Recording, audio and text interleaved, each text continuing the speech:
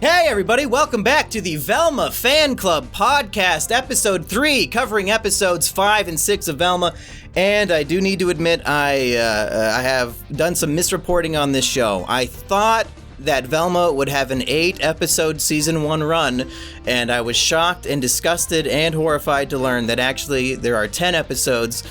So we will be doing this one extra week than I thought we would be, which is good news for all of you, bad news for us. And who are we? Well, I'm Simian Jimmy, joined as always by E-Rich McCoy. The fake news media telling me there's 8 episodes of Velma when there's really 10. And a man who was happy to learn about the extra Velma, Kino Corner. Oh man, hey, more Velma equals happier me. You know, it's just it's gonna be another excuse to, as some of your commenters pointed out, wake up Saturday morning and immediately start doing drugs of some kind. I don't know what kind of drugs make me sound just sleepy, but you know, I guess there's some drugs out there that you can do on Saturday mornings that just make you sound really sleepy. But you know, when I do those drugs and I watch Velma, oh man, it's a religious experience. And last but not least, we have Florian the Yuck Yummer Himsel.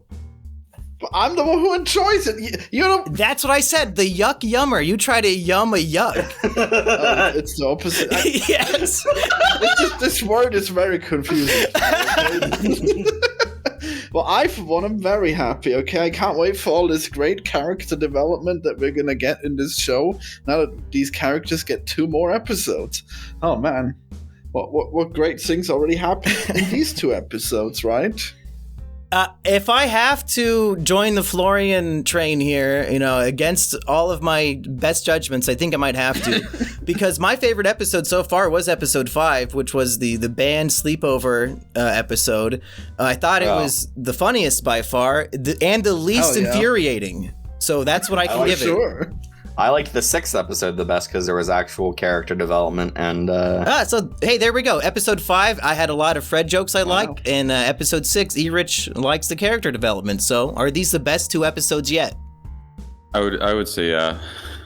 Oh my god, how do we clickbait that title? Velma is now as good as She-Hulk. They did it. They reached that standard. Well, what episodes of She-Hulk?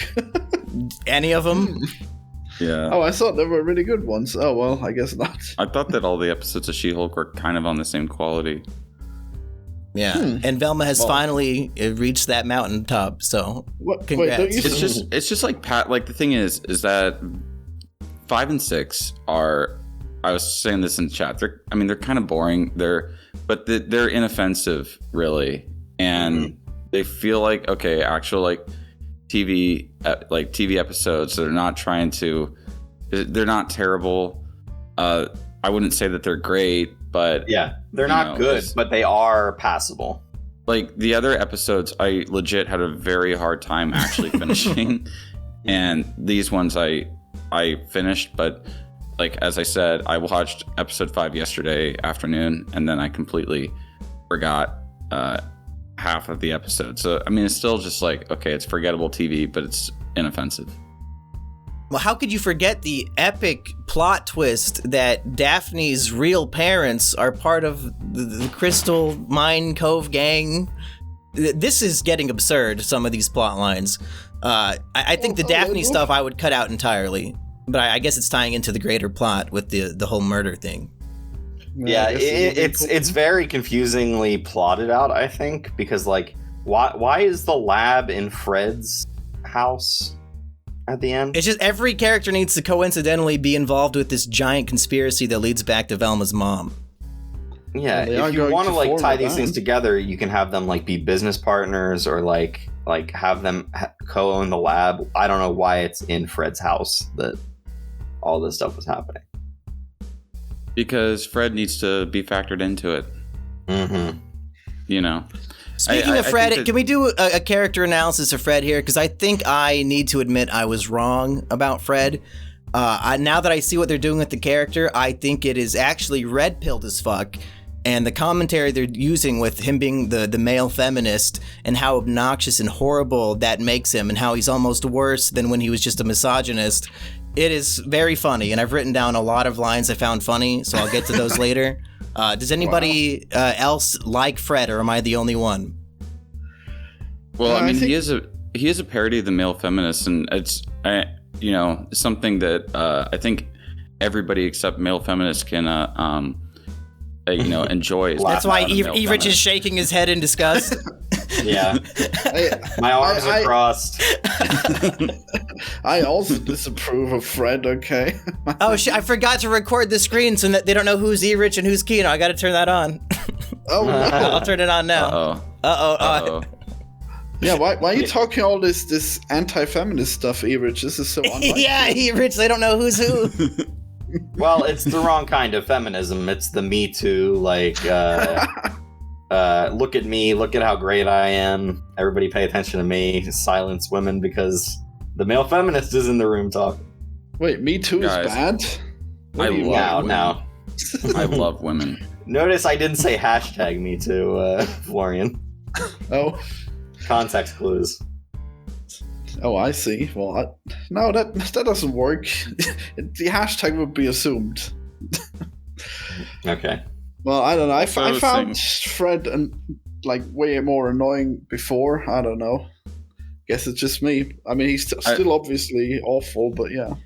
Well, I think that he doesn't have enough room or enough time really to be annoying, because now how they're doing these episodes is it's cutting between like even more stories. It's cutting between like 3 or 4 different parallel simultaneous things with both of these episodes. Gigi and Orville are now their own kind of running story in the show.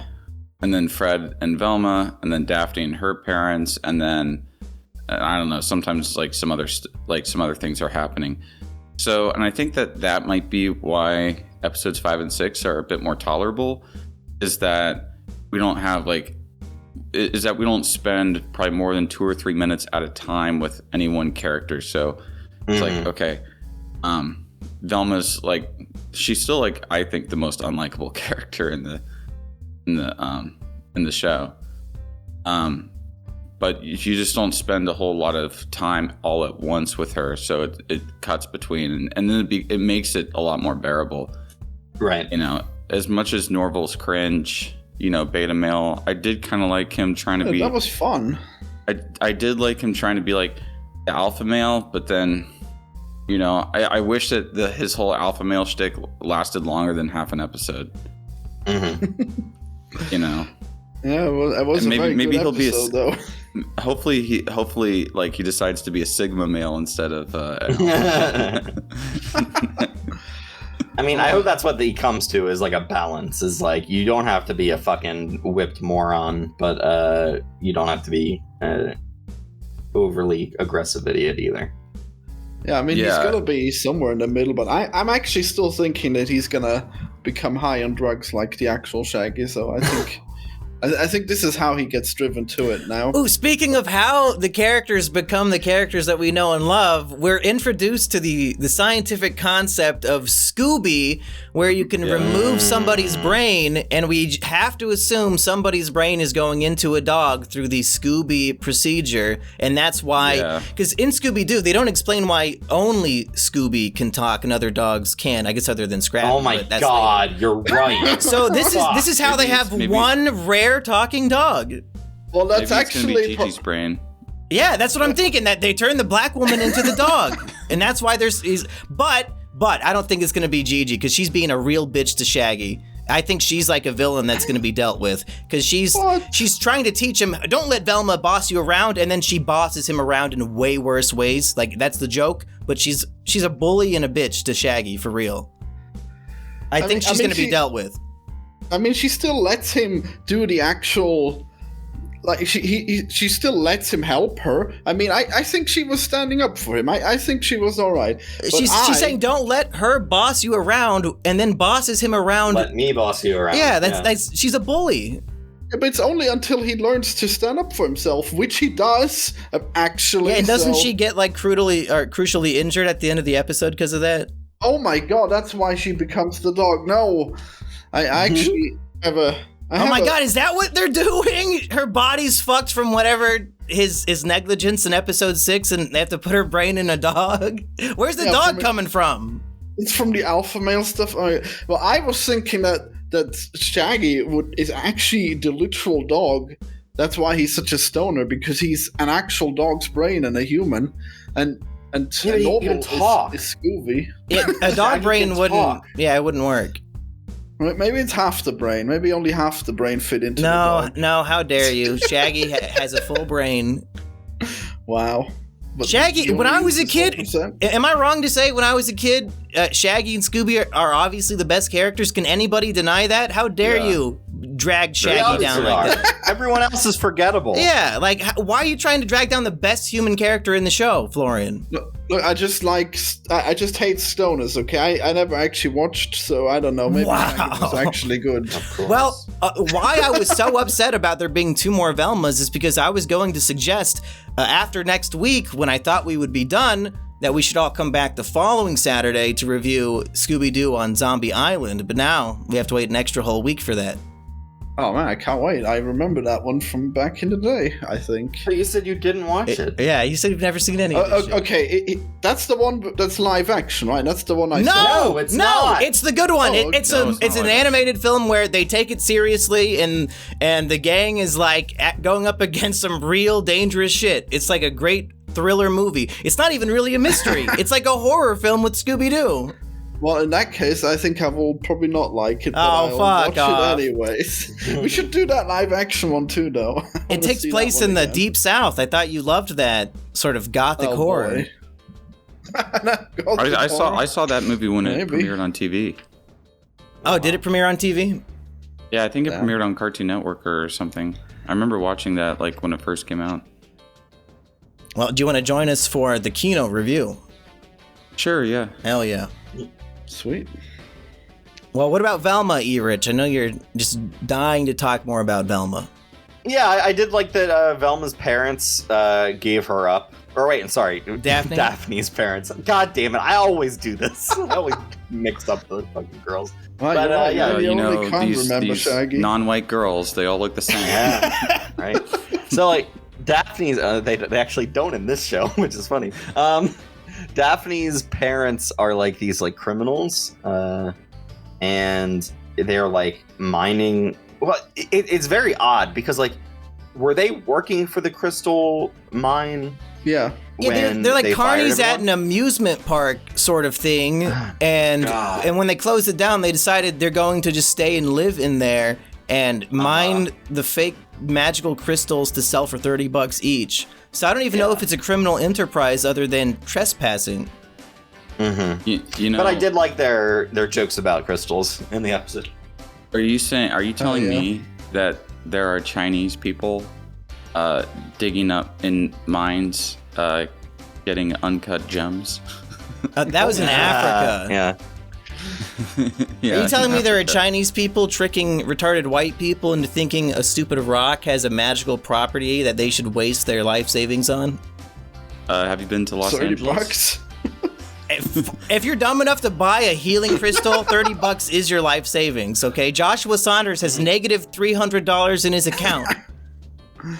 No, there's a great American Dad episode about crystals. I don't know if you guys saw that one. Is the commentary really funnier than what Velma just gave us, Kino? American Dad? Yes, it is much You think funnier. the cartoon really American Dad is funnier than the cartoon Velma? Yes. That's a hot take, Kino. I can't believe you would say that on air. Yeah, but I can hardly stand American Dad. How could you say shut the fuck up! Shut the fuck up, dude. American Dad is great. I can watch like one episode, then I die of cringe if I watch another one right after. Over Christmas, of American Dad, a legitimately funny show, yet you love fucking She-Hulk and Velma. Yeah, Florian. She-Hulk twice. Over Christmas, my dad told me his favorite cartoon is American Dad. Do you think my dad has poor taste? Wow. That's the keenest taste I've ever heard from my dad. I really don't see what people like about that show. It's just so mean-spirited all the time, but well. Season 1 it is. I think it gets a little more wacky and like insane humor as it goes on. They get a little more out there. It's kind of like, we don't need to talk about this. Let's talk about Velma, for fuck's sake.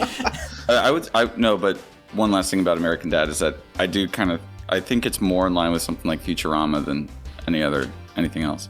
Yeah, that's the route I was trying to avoid going down. Yeah, you take that back. How dare you? No, I agree with it. It's just like we don't need that Emp Lemon fucking analysis right now.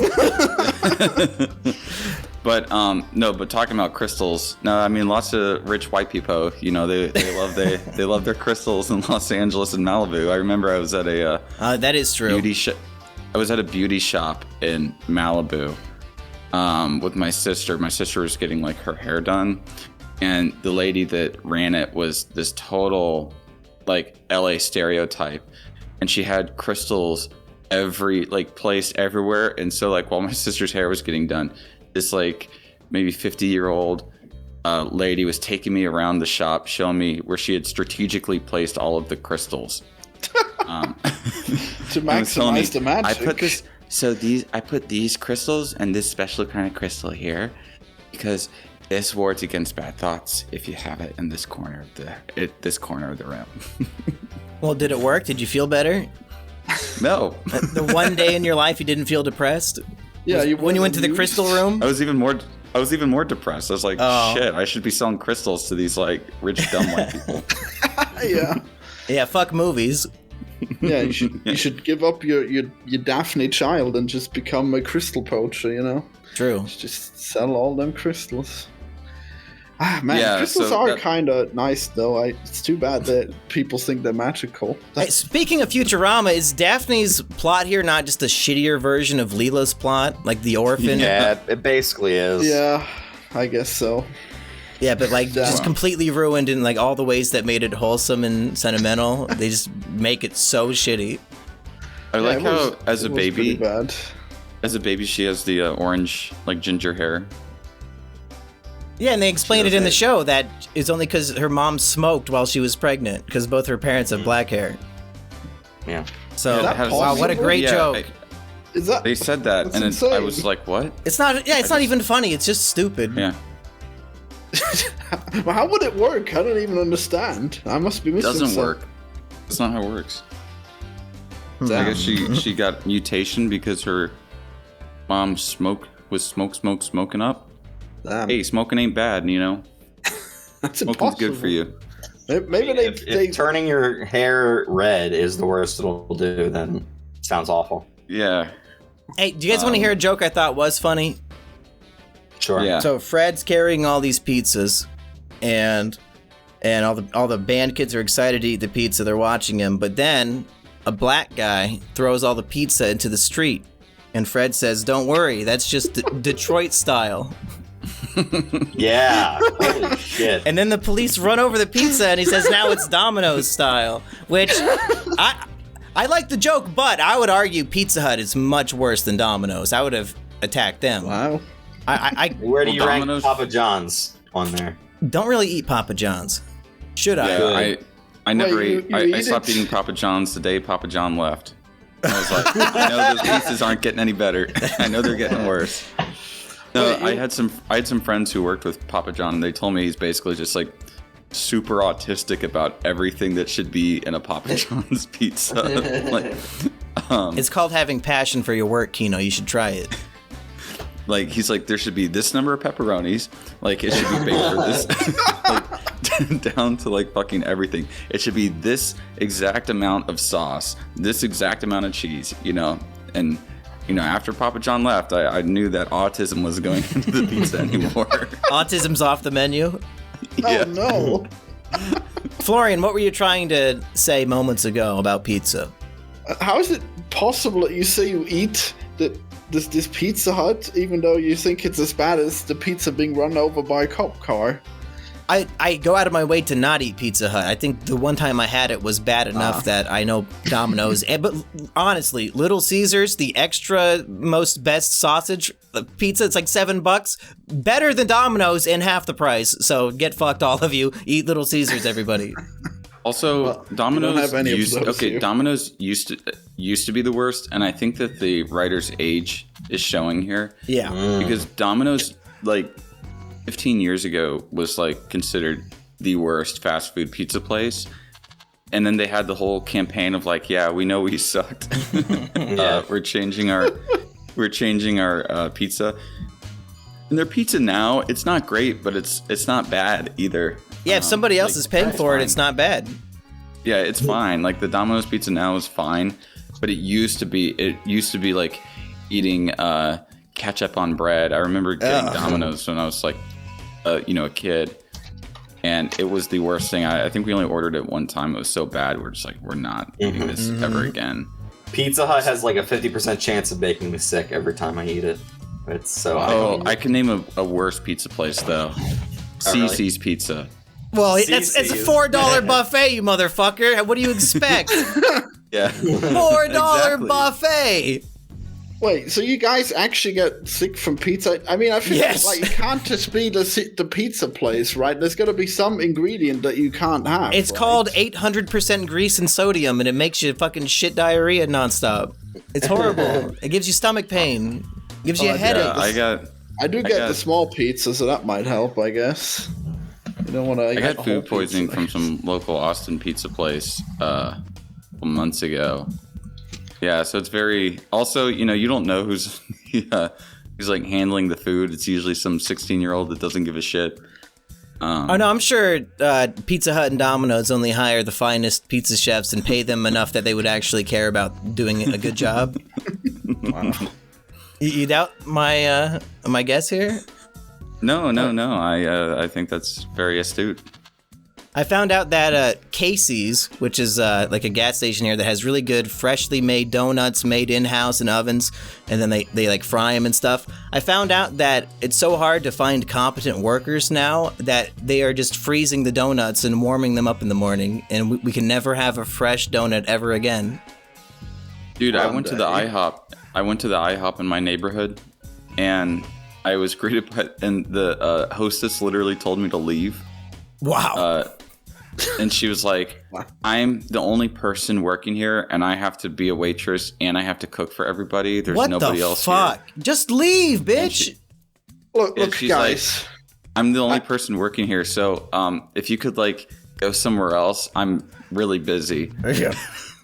Look, guys, that's nothing, okay? I went to a dentist, and he didn't have a reception, okay? He was going back and forth between the dentist room and the reception to greet the people, okay?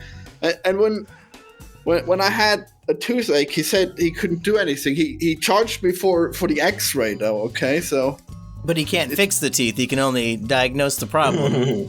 Yeah, that's a pretty good dentist. Apparently. That's the job I want. Diagnose the issues and kick them out.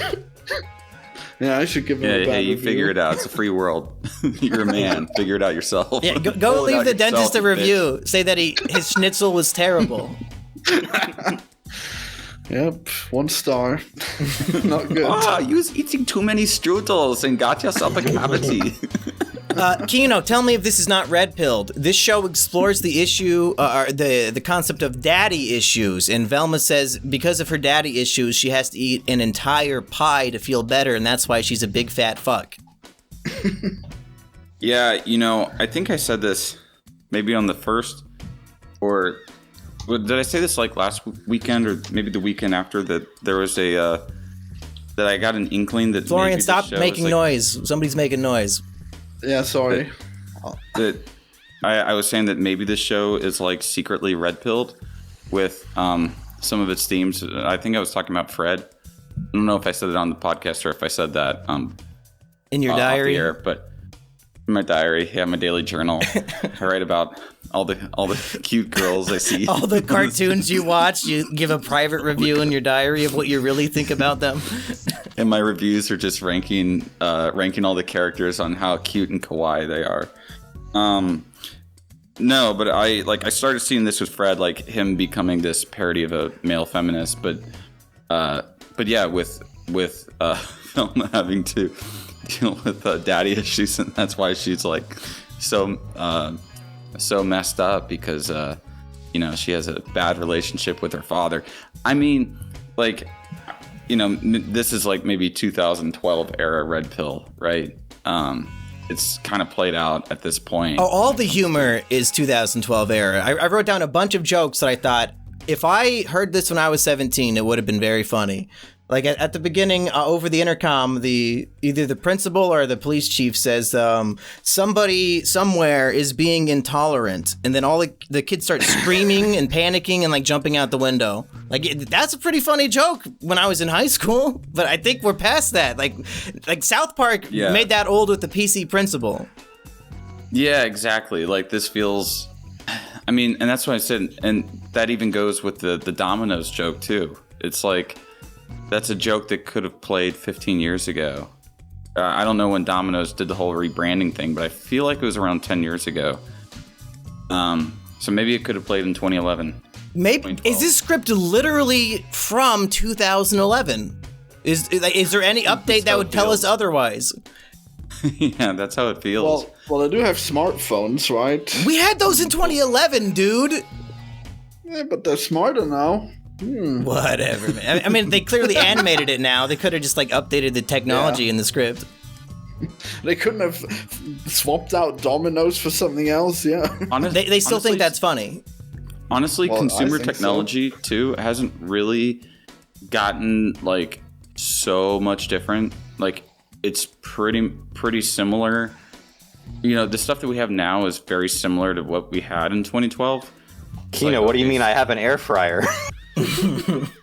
I mean, then again, my phone is from 2014, so I still use my iPhone 6. Oh, you gotta hang on to that. They break so fast nowadays. Don't get a new one.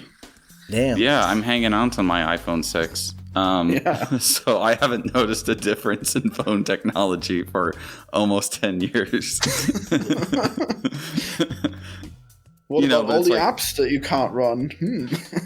But it's like all the, but it's like, okay, but iPhones, thinking about it, like as far as like an animated show, right? iPhones back then pretty much look very similar to iPhones now. So you could have made this back in 2012 and it's like, oh yeah, it just looks like generic smartphone, iPhone, because the look is still the same. I guess the only thing would be they're using a lot of modern day, I guess, web lingo. Like there's a lot of talk about alphas and beta males and stuff. And it occurred to me that these characters that we're watching were born in the year 2007. Isn't that crazy? Really? These characters are like 15. Are they actually supposed to be 15 years old? They're literally in high school. What age would they be? Wait, are you saying they were born in 2007? They're probably 17, 16, 17. Oh, then they're born in 2006. Oh, whoop-de-fucking-do. My point is, isn't that crazy? No. I thought you meant that it plays at that top point. Yeah. Yeah, I guess it is. Like, back in the day, I was shocked when they introduced smartphones into DuckTales, okay? The new DuckTales. Oh, yeah. I shot bricks. I bet. That's probably the biggest thing that happened to you that whole day. Someone needs to clip that. That he shit bricks from DuckTales having a smartphone.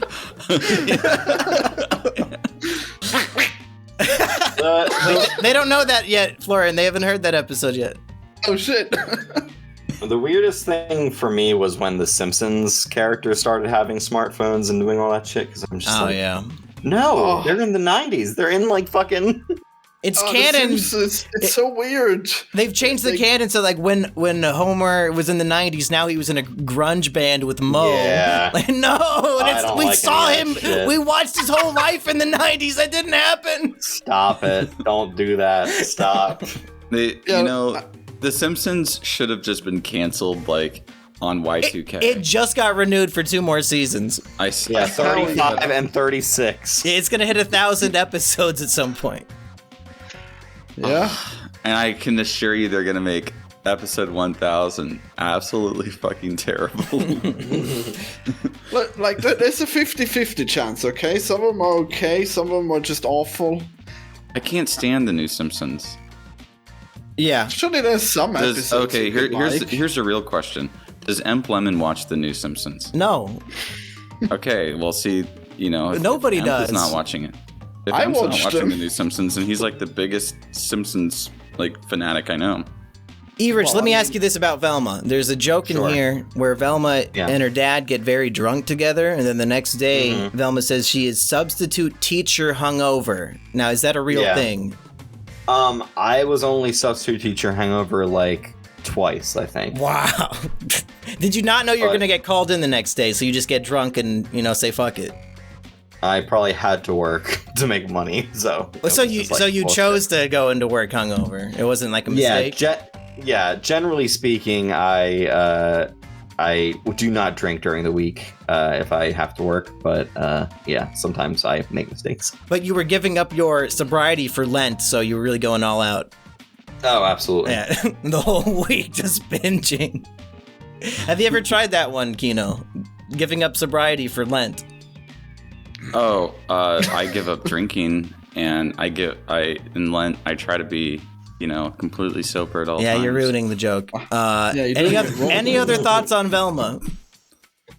No, I mean, okay, I think these episodes are fine, but in order to understand the episode, they're fine. They're paced very weirdly. Still not that great. But it's start watching Velma now, guys. It's finally a 5 out of 10. Oh yeah, Everich, that reminds me. We wanted to poll the audience. Yes. How many people just listen to the podcast and don't watch Velma? How many people watch both? And how many people watched Velma after listening to our show? Yes. So we'll have a straw poll in the description. Go vote in that. We should have said that at the beginning, but I guess it's too late now.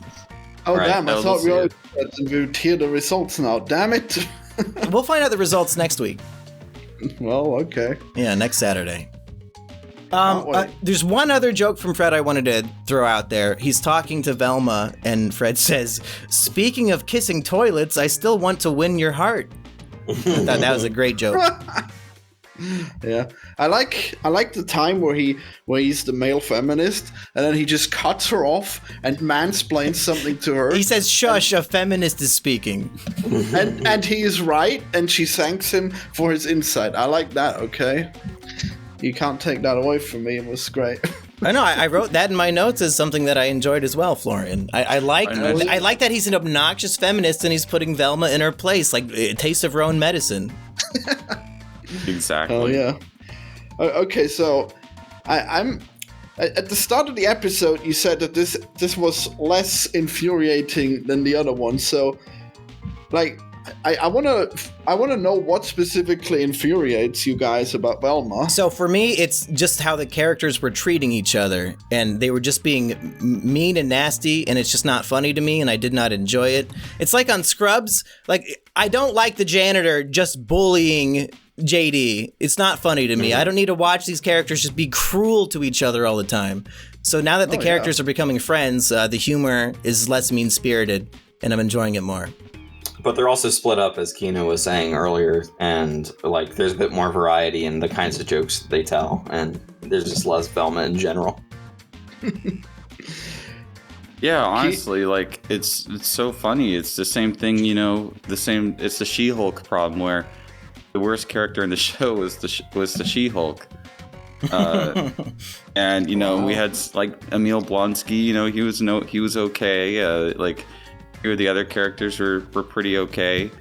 But Matt Murdock, Daredevil. Yeah, they were okay. They had good little appearances. And this is She-Hulk that was the most annoying person in there, and it's the same thing. The namesake of the TV series, Velma, is she's the worst part of the show. Yeah, she's like a King Kong, right? I love when she made that face.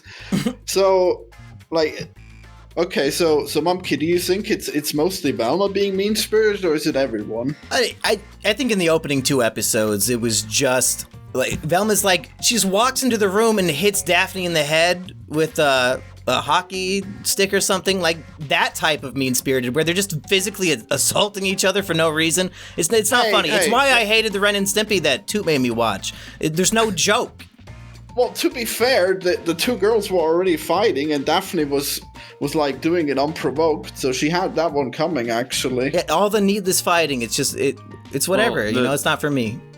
The writing and the tone of it was just like mean-spirited with really little to no humor underneath it. And seemingly a hatred for the property that they are leeching off of. Yeah. And now that they're kind of embracing the elements of Scooby-Doo and the characters are evolving to what we know, it is kind of funny seeing the evolution. It's just that in order to have an evolution, like Walter White, you have to start somewhere. And they started in a place where I did not like the characters. That's too bad. I think, well, I guess you're probably not going to like this suggestion, but I think you should rewatch it and you should tell me if it's equally bad. I swear that these character moments are way better, like when you know these characters. I swear there is something to this show that isn't awful, okay? Yeah, I am on Florian's side here. If people are going to try to say this is the absolute worst thing ever made, I'd say that's just objectively not true. They should watch Santa Inc. Yeah, in my opinion, the worst thing ever made has to have 0 redeemable qualities, and I think this has a shit ton. Wow, a shit ton now. If a show can make me laugh several times, that's a lot of redeemable qualities. That's a lot of good jokes.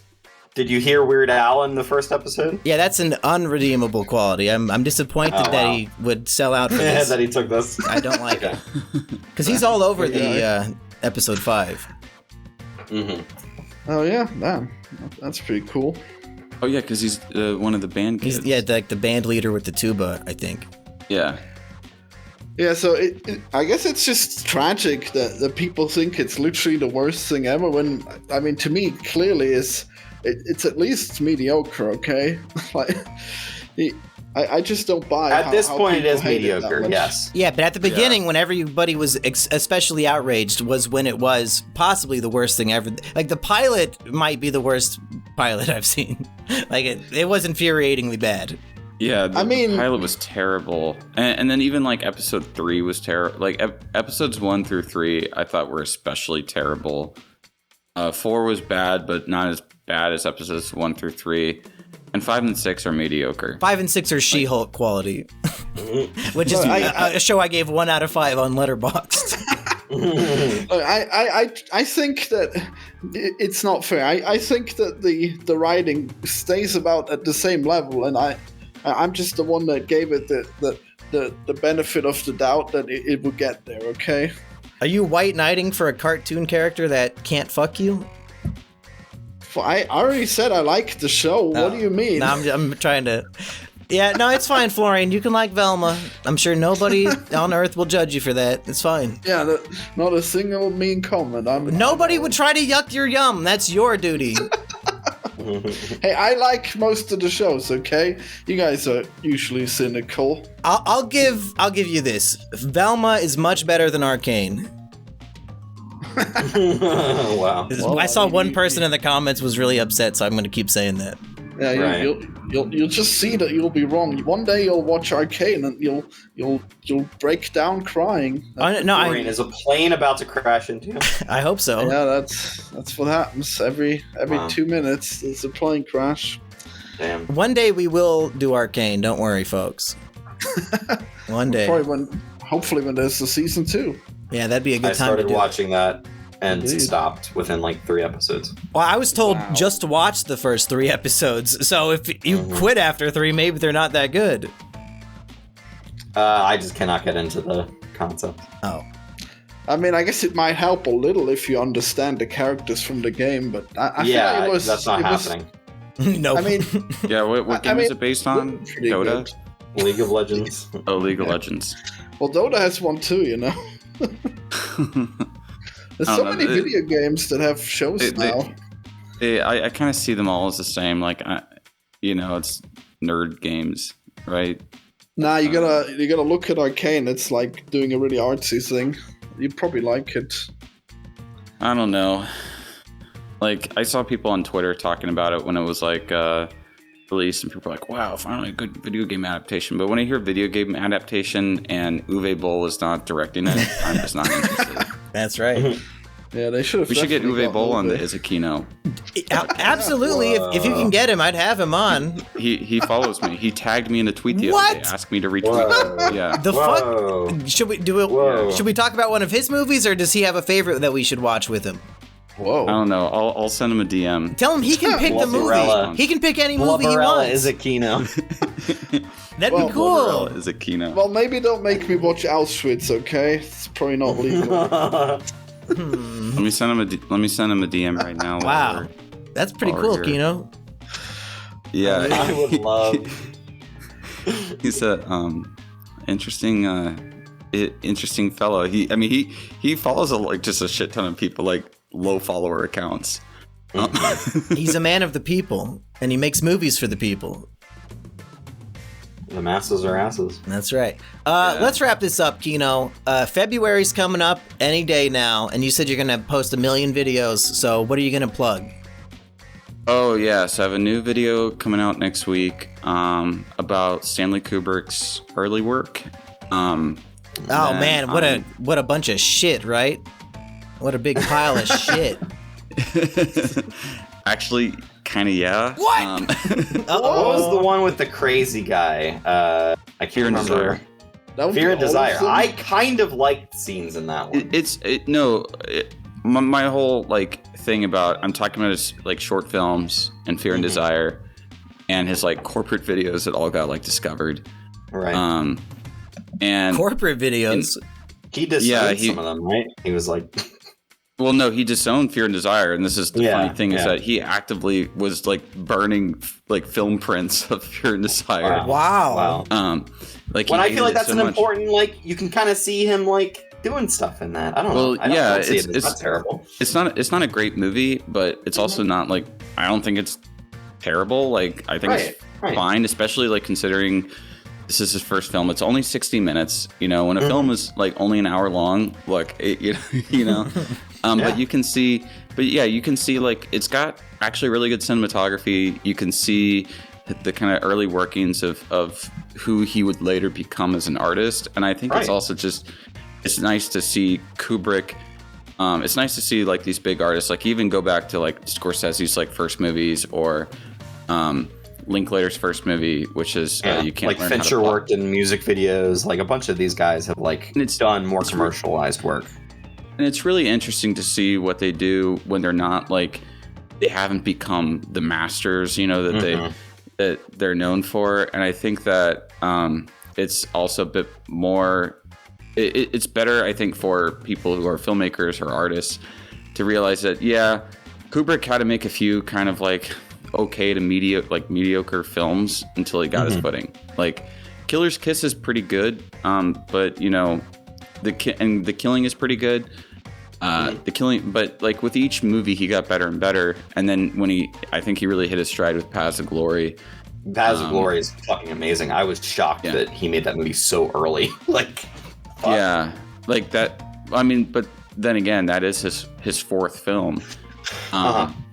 Kino, don't spoil your whole video on the Velma podcast. For fuck's sake, people got to watch your video, don't they? No, I'm not spoiling. Now's not the time. Not spoiling.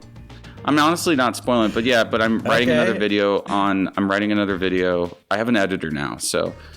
How much you paying him? Because I need to hire somebody too. I need to know how much they're charging out there in the streets. I'll tell you after the podcast. Oh God, that means it's too much for me. Oh wow. No, Florian, tell your guy I'll give him $10. If my guy ain't cheap. But so I'm doing one on Blue Velvet. I have another video done, or almost done. It's written. I'm recording it later today on basically a bunch of movies, a bunch of depressing romance movies to watch if you don't have a date on Valentine's Day. And then I'm working on a special video on her that I have somebody that's going to be a very different kind of video. And then one on Martyrs, the French-Canadian film. And I got a sponsorship for Martyrs. Oh, shit. Yeah. Magic Spoon? Fun. Big money. No, a certain I haven't signed the contract yet, but I've made the deal. A certain popular mobile game. Oh, good for you. Holy shit. What about you, Florian? Who's sponsoring your next Rick and Morty video? We got to move on with these goddamn plugs. That one took 5 minutes. Yeah, I'm thinking about making a new channel just for movie reviews. What do you think about that? What are you going to call it? I voted yes. I voted yes on the poll. Yeah, Kino said you should call it Bad Movie Reviews, and I do like that pun because it's like, oh, he's reviewing bad movies, but no, the reviews themselves are what's bad. Well, it's probably going to be called Movie Squid, so... I mean... Oh, that's terrible. You need to do bad movie reviews. It sounds like Movie Clip. It's great. Yeah, I mean, I'll be subscribed for sure, but you better post a lot of movie reviews to build up that library. Yeah, I'll probably just read out all my Letterboxd reviews or something. Yeah, that'd be fine. Do some quickies and throw on trailer footage. I hope that they're on par with your Northman video. That's a genuine classic. Oh yeah, you should repost all of your old movie reviews to the new channel just to keep them all in one place. Oh yeah, and I'll probably do like all the Rick and Morty videos in a single video. Like when that's finally done. Yeah, by the time Rick and Morty season 7 is coming out. Can't wait. Okay, E-Rich, without Discord cutting you off, where on Twitter can we find you? You can find me on Twitter at TZARREVAN, and then on Letterboxd at Revan1138. We did it! We actually heard E-Rich's plug! Woo! Wow, first time I can ever remember it actually working. Well, boys, we thought we'd only have to come back for Velma one more time. It's 2 more times. Now's the time to reflect. Are you excited for our next 2 outings? I'm actually interested to see if the show gets better. Will it be a masterpiece by the final episode, E-Rich? No. Oh. God, no. Well, I'm actually quite hyped, except for the fact that now I'm worried that the black woman is going to become the dog. That would be right up a Mindy Kaling's alley, I think. I fear this possibility, but I guess it could work.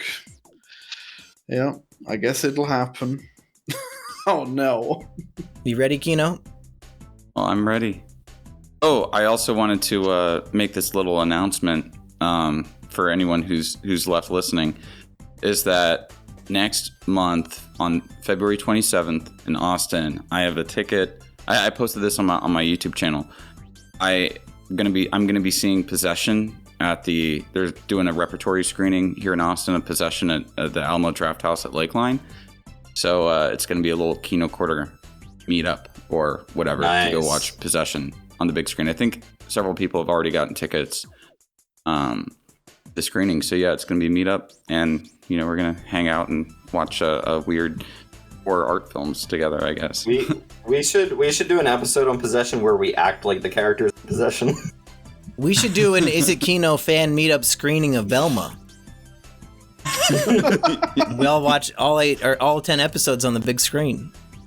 Wow. Oh yeah. Hey, I actually have a place that like my new work building has a pretty big like central room and a projector, so I was thinking of have a screening there. Yeah, I have a screening there. Okay, we gotta go. For the Velma podcast, we've been us. Bye, everybody. Bye. Bye-bye. See ya.